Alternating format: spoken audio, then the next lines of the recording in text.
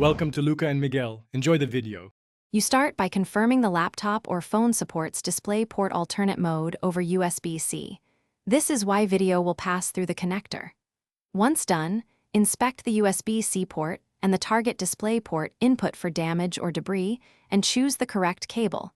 Passive USB-C to Displayport for compatible hosts or an active adapter when needed. Make sure to power off devices briefly. This prevents hot plug quirks and lets you plug connectors cleanly with minimal force. You now plug the USB-C end firmly into the source, keeping the cable straight to avoid bent pins. This ensures reliable contact.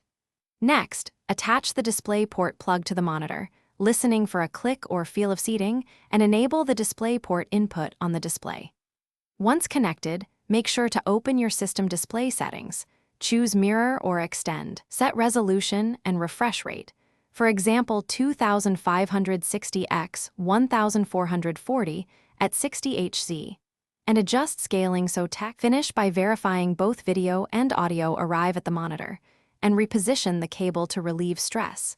You should see the selected resolution and hear sound if supported. If there is no signal, make sure to update GPU drivers and check the host firmware. These often resolve handshake issues.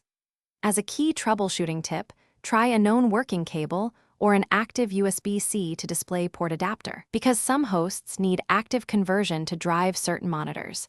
This usually fixes intermittent.